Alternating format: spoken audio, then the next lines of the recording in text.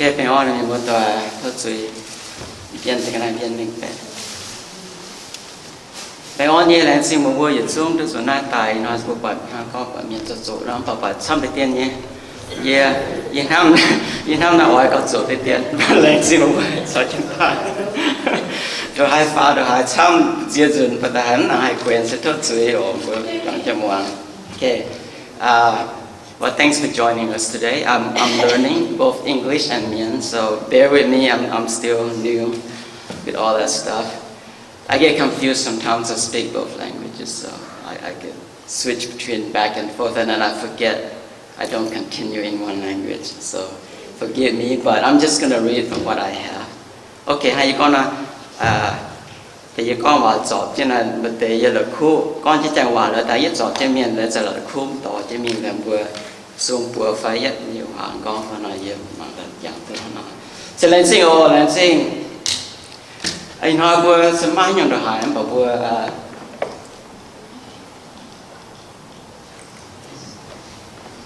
chọn chiếc món chọn trên giờ xuống xa sẽ lên sinh bây giờ mà chẳng hồ bây giờ tôi chẳng để phản ánh tại thang để tiền biển để kinh số để giáo thảo vừa nó tiền như hòa để kinh số như hòa và bây giờ tôi lồng tôi họ mất tế lồng họ mất tế lồng vừa cần nhiều như sẽ thô siêu quảng cần như suy ổ là vừa tiền hoàng trên vừa việc vừa quần bao nhiêu tài sẽ về chủ mà chế nhung cháu phải chân họ vừa quần vừa mà năm hồi nó mà năm chẳng hồ năm nó tập trung sẽ vừa hồ thảo thức bụng coi nhìn hồi bụng coi về chủ đâu vừa chính đảng luôn thôi vừa sẽ bền đâu vừa ăn kiệt nhẹ nô mà con này con trả con nô nè vừa chủ vừa bụng coi rồi ăn hết vừa chủ vừa chính đảng luôn thôi vừa ăn kiệt nhẹ vừa cổ tức là lông này cổ tức là chân này vừa hai tức số nhung chính đảng luôn thôi nhận hôm nhiều lo nhận lo hôm từ đòn 3 nhàn hang tại lên chung muốn có nhận muốn bạn được được hai ở lòng đây tên lệ. Said tomorrow America celebrates the Independence Day, freedom from the clutches of Great Britain. Okay, so they tax everything. They tax a little money that you make. They control the e-commerce, all the stuff that they decide who we could trade with and who we cannot trade with, and who could do business with, we could not. So it's become stifling, and we cannot do business in a point where we cannot survive. It's difficult living. It's very difficult. Okay. When nhận hôm trong chính sách when nhận hôm là nhiều người chủ từ đoạn 3 nhàn tôi thấy 3 nhàn tại lần xuống cao mà nhận bạn được hai từ được chủ siêu với tax nhỉ? Dầu. Okay. Siêu này. Thế nhà nắm có thể siêu giờ quân đã vừa cùng trai như này tập bùng như ở quân ta đều vừa rồi cháu lại quân nắm sẽ phúng rồi nó vừa ăn kiệt tập bùng quân đã vừa sợ hồ rồi nó bị vừa cùng tia cái tiền tu ông bài dần ai cũng trên đài như chán nó vừa hiếu tu cái tiền tu bằng mà phần sẽ tại sự cái này cái hai là vừa sự thiếu được viêm phình thiếu được hai ở chỗ kiện bóng thảo hiền được vừa style hai tu in hỏi bộ phận buổi sáng mai tới tiền có bùng lặng nhỏ mà bùng coi như thôi okay. So it was overbearing. Living was hard. Little money they make, large portion goes back to Great Britain. So as we know, the colonists essentially have no control of their lives. Basically, become a slave. The word "pen no," okay, "pen no." Bên đó vừa ăn kiện gì không tiền gì đâu, and then có bên nông hoặc bên nô yiem này vừa lây lan sẽ tại bên nào it becoming a slave to the system, to the master. Cái bên nô bên siêu vừa bên nô yiem dụ những tập bùng siêu không nào. But people recognize hardship and determined to make the change. And that's what the colonists did, and because of that, today America is free from the clutches of Great Britain. Okay, nói nó bữa, mai năm từ bữa hai cổ từ bữa nó bữa Sài Gòn, buồn lặng ở trong nó bữa sẽ bị buồn lặng như nói. Okay. But many people today are not really free. We're here in nói bữa bùa con bùa bùa làm nhé tức bùa coi nhé bảo bùa nặng mình bẻ có bùa xem nặng tức bùa làm bùa má mai bùa làm. It's true that we are no longer slave to another nation, but we are slave to other masters. Bùa má bên no bên nó tập bùa như no thì tàu hùng tiền như no bảo bùa bên cần nhung chiêu như no, okay, không nó. anh nói bùa bằngว่ายังกินโซดามันเป็นสไตล์ตัวจะมีอ๋อเป็นสไตล์พอจริงว่ามันอะไรสันนะว่าโยฮันโซแต่เป็ดจางผ่านเสียดมีหลอกฟ้าจะเลยอย่างว่านี่ก็ยิสุก็บัวเสียนเนี่ยบัวเตยอยู่ไทยเมียนซึ่งก็ไปบัวจันจันไอเจนเอียยาวเนี่ยว่าจะมีบัวจะแกงจะเย็นเนี่ยใส่กอ I forgot to bring the English but if you have the Bible just read that okay. 耶稣讲我先念我第一台面讲 Jesus told the believer okay 是讲ไปบัวจังจันไอ้เจนเยียยาวเนี่ยว่าโจ if you follow what I teach okay บัวจะแกงโจเย็นเนี่ยใส่กอ you become my disciple ทางว่าอีนอที่จิตตาบัวตำนานเป็นแสงก้อนเท้าบัวตะเต่าเป็นใส่กอบัวมันจะก็ไปไกวเป็นเมียนบัวตะเต่าบัวมาปวนชาวยิสุจงแมงจางบัวมาปวนเป็นใส่กออันนั้น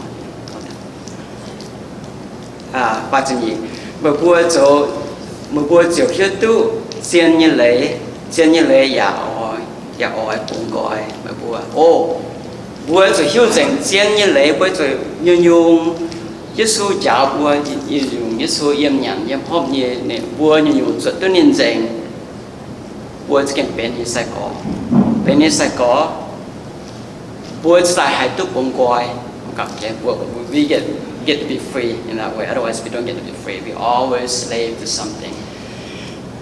แกมันจะมีพอเจอฟาร์มนี่ก็ไปบัวในบัวเตาอยู่ไทยเมียนเตา the Jews would ask. Abraham we are descendants of Abraham. Yet liu my thing had out so you know we never become or we never were anyone's slave. Okay. When you my phone call you were to why do you say that we are free, we need to be free, okay? But phải Jesus tao này bùa có Jesus answer, you con xiên bùa mày bùa, hãy tao bám chuối. I tell you the truth, Jesus says, whoever sins, without so chuối, you know, whoever sins becomes slave to sin. Okay, that's it. 35. So no yiem mai hai yết liu chao biao jiu yiem. Sinners can never become part of the family. They'll always be a slave. Okay. Khung jian ton tu yết liu yiem thang. Only the Son can tell you if you're free or not. What's the word? Sa con thì hùng nhé toàn bún coi mà bùa sẽ kén bên bún coi như miền. If the Son tells you you are free, then you are free. You have freedom. Okay. Chân nhé. Okay, nóบอกว่าน่าอยู่ทางmiền nào biển vô, phải cái nhang chỉ liu á, rồi nhiều Giêsu thì thảo con mà mình bè, rồi nhiều con mà bùa là mà chân suy nhưng mà bùa ye tại nai. Quay buồn coi mà bùa được bộ mắt kiểu nhau nó sẽ có như bùa là giờ liễu rồi chỉ tao như nào rồi những cái bùa rồi buồn coi và muốn kiểu nhau quay hết tiêu Giêsu con này quay hết tiêu Giêsu con mà bùa rồi chùi mà bùa bền trên nào chẳng tiêu hỏi con. You know, but many people are not really free. It's true that we are no longer free. Okay, it's true. Jesus believed that they are Jews.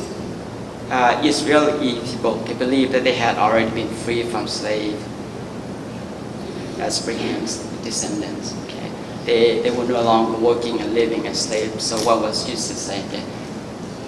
Giêsu có những một bướm hiểu cho những Giêsu có hàng nó. Jesus was talking about a spiritual slavery. Okay, buông mạng vừa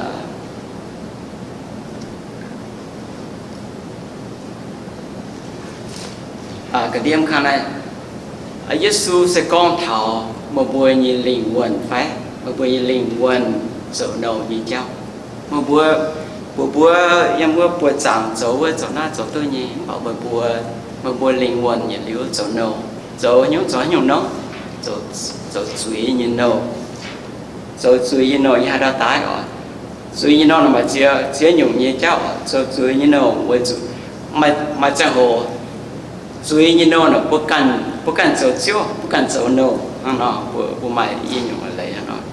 Bà Giêsu bùa chặn của con một bùa nhiều cái ấy chỉ dấu nó một bùa tự nhiên rồiจะเป็น slave.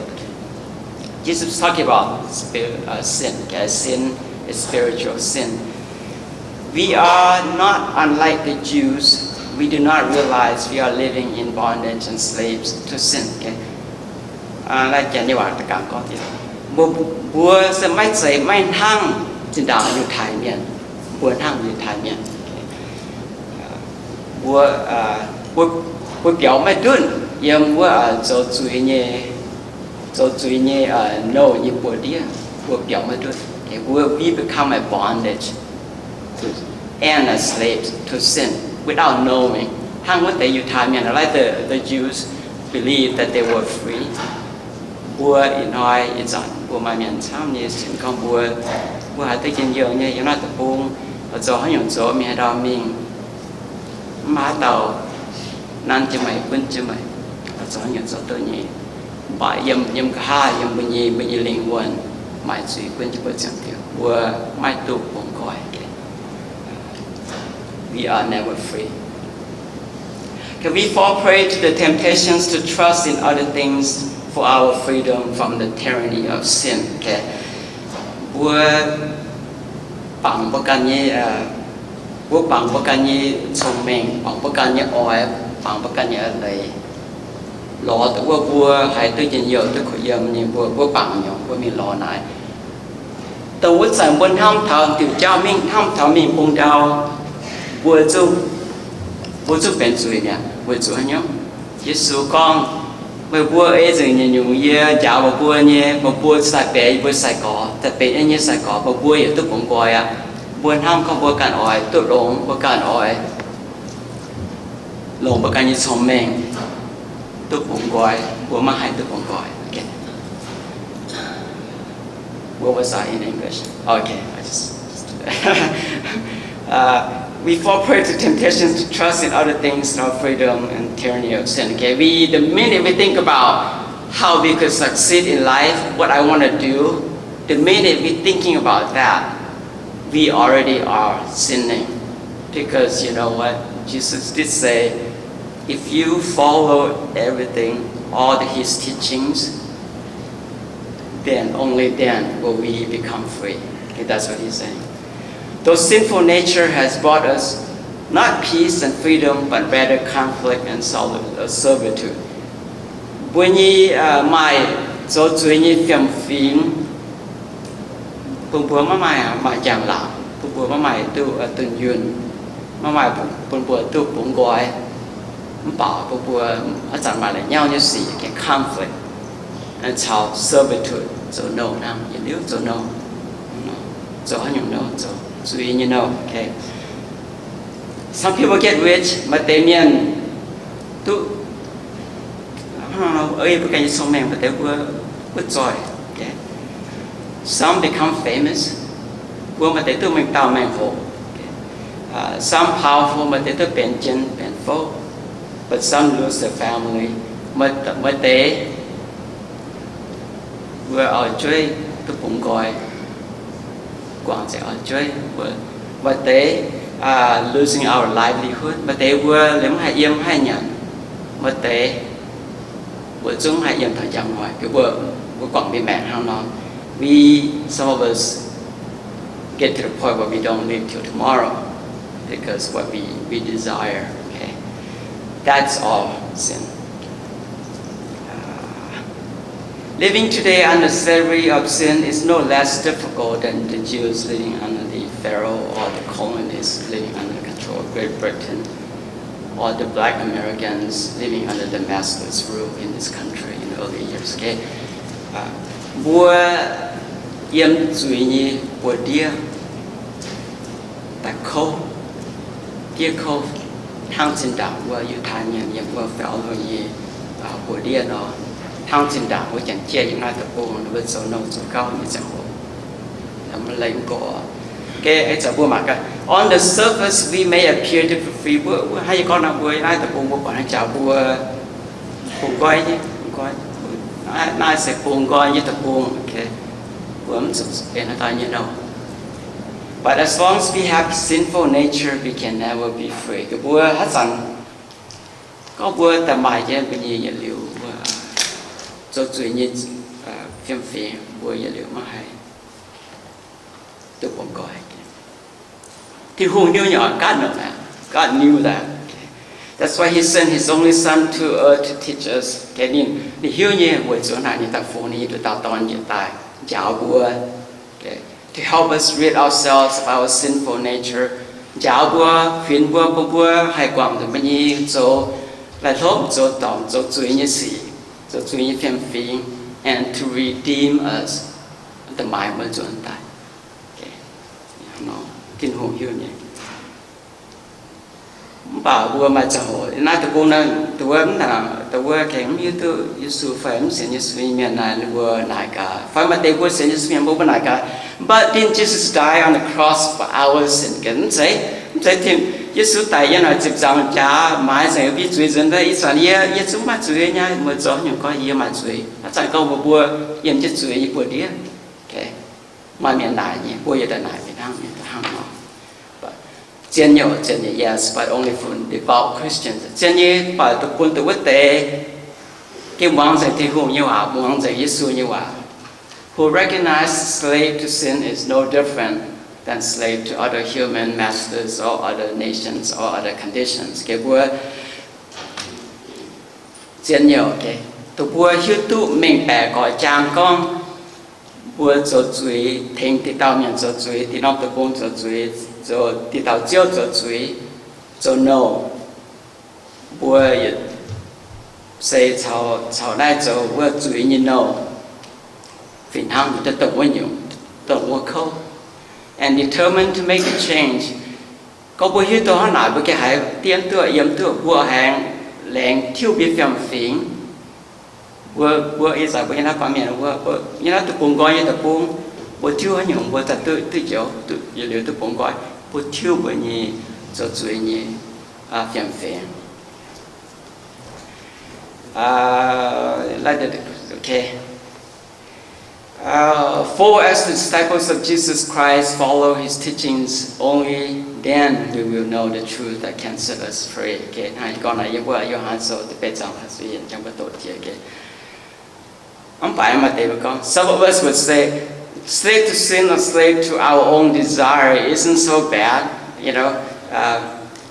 Yết tổng đi tiên suy, hát tay là tổng suy, yết mà đi tiên suy, yết ỏi chỗ như yết chỗ tổng để ba mà những cái đường hải chiến rồi, yết ỏi chỗ như là chỗ tự nhiên đường hải chiến, mảng hai vấn chỉ đạo yết thái miền là vấn chúng chỗ suy được là lâu yếm chưa chỗ nâu tiết đường hải khâu, trong yết thực khâu yết thái yết chẳng hồ, ta chẳng hồว่า follow bùn đồ bùa ở miền hay đo miền đồ bùa chúng mình để có mọi miền.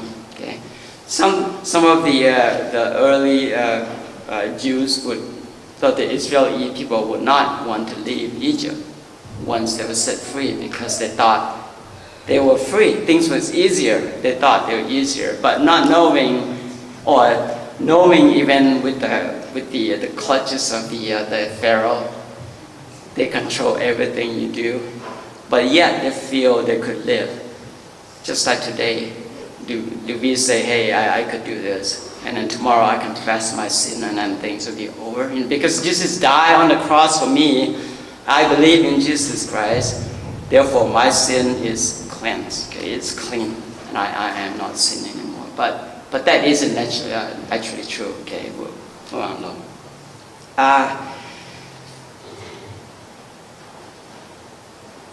năng nữaว่าtrong cái tổ chức phải có với Johann số tập kết phát bây giờ thì con thảo Jesus says that everyone who sins is a slave to sin and have no permanent place in the family. Bố bên bố cho đi tiền tỏ ha, bố mà mang dình với thiên hùng như vậy, mang dình Giêsu như vậy, bố mà mai buồn cháu này, cháu Giêsu yiem, mai buồn cháu Giêsu chọn cháu yiem với chủ nhá. Nếu mà kèm bố mày có mày tu bụng gọi, mày mai tu bụng gọi, nhìn bố mày năng mày tu bụng gọi, nhìn ở mày bụng gọi mày tu bụng gọi, mày mà mong vào mày cho những khu ấy mà cái những phim phim mà mai tu bụng gọi, okay. Through Christ we are set free from sin, but Paul reminds and reassures us that all earthly freedom are never really guaranteed or have permanence. Okay. Với chủ Giêsu, nhìn to với những chuỗi mình này nhá, nhìn tài nhân là chữ giảng giáo, với chuỗi của mãi gì nhá, mãi dần gì nhá. Bà lô bùa bên ham lòng thấy con. Bùa nhi bụng quay hôm nay bằng kiên, mà tôi dẫn liều mà tìm cái. It's not guaranteed or permanent. Think of the ways sin seeks to enslave us in our daily life. Tham thảo chạm thảo đâu bữa nằm hoài mình yếm như nhà hộp bớt chỗ như gì. Tham thảo nào mà bớt chỗ như gì là dễ phém dễ zoom. We lose our freedom when we think that finding pleasure in particular sin and finding our desires keep dragging us deeper into sinning more and more. Hay con là buồn ham thảo có bùa cháu bùa tự bùn gọi, cháu nay bùa tự bùn gọi,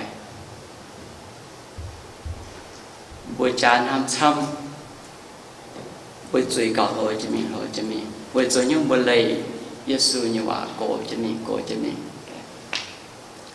We end up enslaving ourselves to our sinful nature. Bất can gì chứ? Bất can bên no. Bất can gì chứ? Bất can no gì chứ? Bữa lỡ con thảo. Tôi chỉ xin được hai chứ không coi cho được hai chứ coi mình bảo giờ. Hát tao hỏi mấy? Bất can hỏi bất can. Oh, I was saying, for those of us who say we are our masters. If we are the master, we also the slave for ourselves, because sometimes we want to do things so much we don't care how cold it is, how hot it is, or how early it is in the morning. So that's our sinful nature, and we do that. In the end, if according to our own actions, we will always be a slave to sin. Có bao nhiêu bằng bữa can đâu bữa giờ liệu tập tiền bữa phạm suy như miền bữa giờ bên phạm suy như đâu, okay.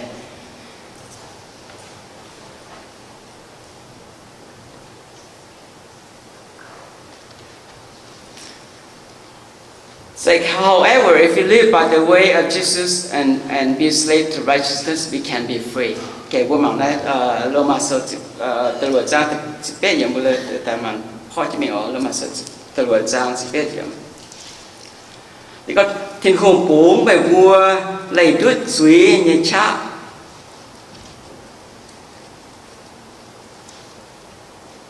God has set you free from sin. Số hợp như cháu chỗ quân mẹ vua. However, you are a slave to righteousness. Okay.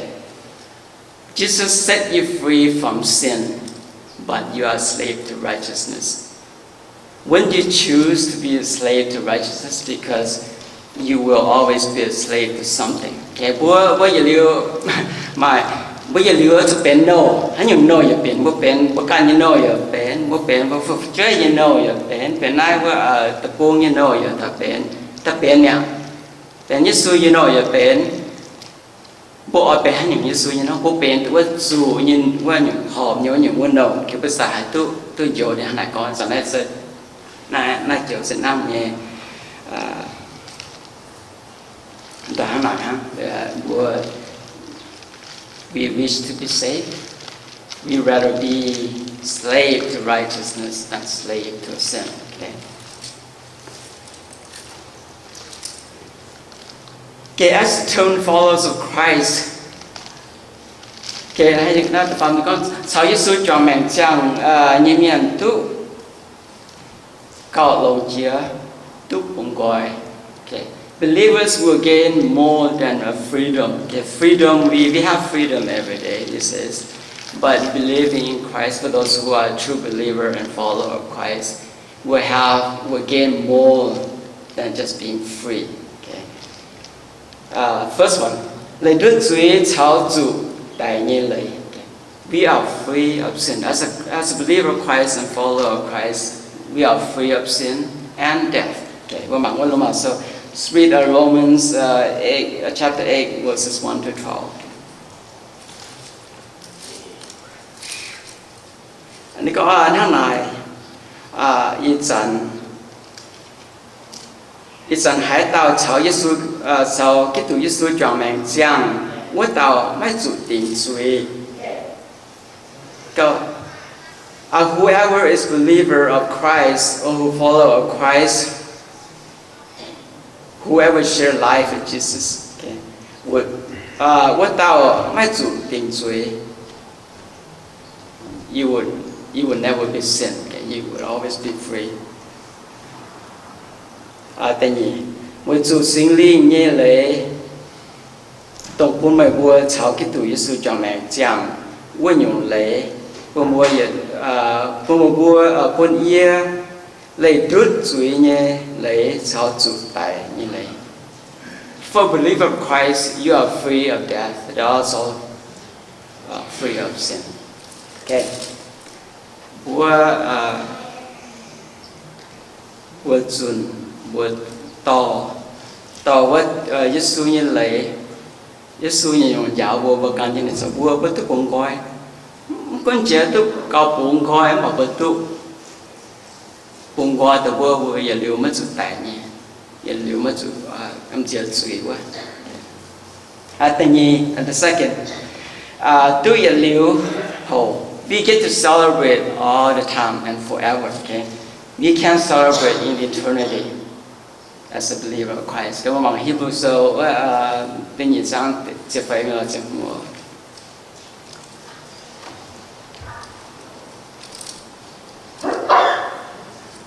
Các ni hiểu nằm nhớ quốc tế xây mày giam nhiều nhân Giêsu can giả bén ba miền mày giam thì tháng này về niên đại miền niên hai miền dành mày liền quân miền chủ tại với tàu xe miền nhiều hồ chấm giả bung coi chẳng xây chỗ nô như chỗ nô về cầm dĩa hai tại như miền. I'm not going to read this one in English, but it says, if you follow Christ, Christ died, Christ become human, Christ become people. We have both flesh, just like us, and also have blood like us, to experience what we felt and what we lived for. But He died so that He could take our sin away. He brought all the sin with Him when He died. But the minute after 3 days when He resurrected, He came back to life. He won the right. He is control of the right. Your right to die, your right not to die. He controls all the rights. The one in Taiyan is anh năng tài như nhuộm tài như lấy móp dựng bún nền mẹ nhìn tu dựng mẹ hát tao xiên nền như thế giờ liệu rất tài ok anh hàng có lại bồi giờ liệu nó này như na bằng kiện là bồi na là bu sẽ bu lảng như bung coi như tập bu ở bùa hiện hàng bùa hậu chuẩn hang bùa bền như suy như mẹ 显耶稣一面。我讲我自己唔係都本外，我真真都好，也溜都好嘅，唔使人人都好，也溜，我做因為做也溜埋大。嘅所以講什麼呢？我問一個就做挪話哦，嘅都本外使用耶穌行。Through Jesus, you will be free. Only through Jesus Christ and the followers of Christ will you be free. If you depend on yourself, depend on your desire and your wisdom to do things, you will never be free. Because you know what? Your wisdom requires you to have desire for your own thinking. Otherwise, if you are not a devout Christian, if you're not a true believer, and do all the things that Jesus taught us, we will never be free. Okay? Tôi cũng gọi say yếm Giêsu thang. Okay. Tại nhiên, second, tôi cũng gọi yếm Giêsu mai chạy tu Mienh zuix. Nó yếm tổ but just because Jesus wash our sin away, rescue us from the clutches of our sin, doesn't mean that you should or you have the right to just go do whatever you please.